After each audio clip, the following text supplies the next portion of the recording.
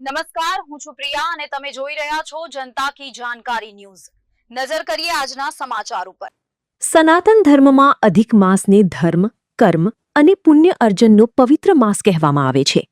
આજ રોજ આ પવિત્ર પરસોત્તમ માસ પૂર્ણ થયો અને અમાસ અને સોમવારનો પવિત્ર સંગમના દિવસે સવારથી જ સોમનાથ મહાદેવના શિવ દરબારમાં આસ્થાનો અદ્ભુત સંગમ જોવા મળી રહ્યો છે। સવારની આરતી અને દર્શન માટે હજારો ભક્તોની ભીડથી મંદિર પરિવાર તરબોળ થયું હતું। હર હર મહાદેવ અને જય સોમનાથના નાદ સાથે સમગ્ર વાતાવરણ શિવમય બન્યું હતું। હજુ પણ ભક્તોનો અવિરત પ્રવાહ ચાલુ છે ત્યારે 2 લાખથી વધુ ભક્તો દર્શન કરે તેવો માહોલ જોવા મળી રહ્યો છે।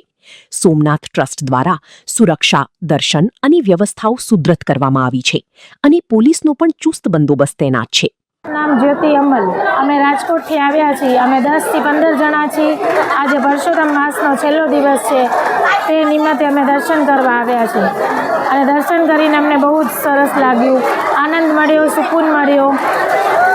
સોમવતી અમાસના લીધે અમે પૂજા પાઠ કર્યા અને ઓલું પિતૃનું પૂજા કરી અને ઓલું ગોરમાં બનાવે ને એની પૂજા કરી। અમે બધા ભેગા થઈને એ બધું કર્યું છે। એ બધું કરીને અમને બહુ જ આનંદ મળ્યો છે। ગોરમાની પૂજા આખો મહિનો કરી અને ભજન કીર્તન કર્યા, પ્રસાદી વિતરણ કર્યું અને લાસ્ટમાં વાર્તાઓ કરી અને આજે લાસ્ટમાં અમે સોમનાથના દર્શને આવ્યા છીએ। શું કહેશું એમ છે કઈ દાદા નથી